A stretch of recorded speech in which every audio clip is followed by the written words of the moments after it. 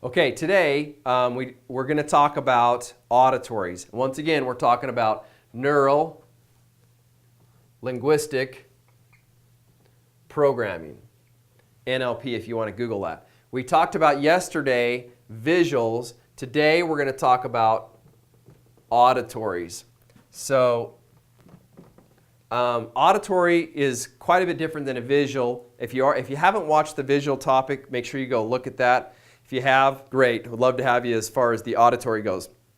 Your auditories, to find them out there, are pretty dominant in they love to talk. They're your best sales guys. They're always the life of the party. They love to listen to music. They'll be driving down the road and the music's loud and they can have the music playing and they're not really stressed out with that. They love to just have things going on. They can also be listening to somebody talking to them and not be visually looking at them and gaining a ton of information. So a lot of times in school, a teacher may look at the auditory and say, hey, watch me, pay attention to me. That's because the teacher is a visual and the student could be a total auditory. It's not that they're not learning. It's not that they're not paying attention. They're learning in their way, which is an auditorial state, which means they like to hear information. They compile that in their minds. They think about that information, and then they turn around and put it into action. So for me, for example, if I had to read a book or I had to listen to a book,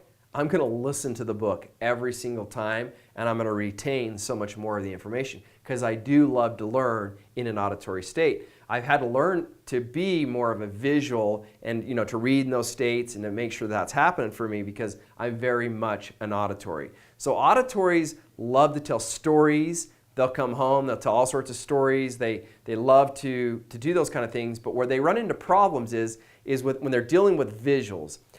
They tell the story, but they don't paint pictures as they tell the story. So they'll get this really cool story going and a visual seeing different things while they're telling the story. And so sometimes that doesn't work. Also, auditories, generally speaking, are pretty laid back on most of their decisions. Visuals want to see every line item, and it drives them crazy. It's like, I just got done telling you what you needed to hear. Did you hear those words? Needed to hear, not what you needed to see. And so we speak in a different language than a lot of visuals do. And you'll cue in on visual language and auditory language real easy because visuals will say, did you see that? What did that look like to you? They use those cue words where auditory say, did you hear that?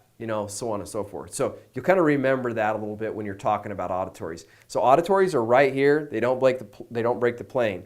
That doesn't mean they won't go into a visual state, get something and bring it and tell it to you, but they're going to stay dominantly in their auditory state as they talk to you, and they're pretty fun to be around. Once again, they're usually salespeople, love to be in front of crowds, love to talk a lot, love to listen to things, that kind of stuff. So hopefully that helps, tells you a little bit about auditories.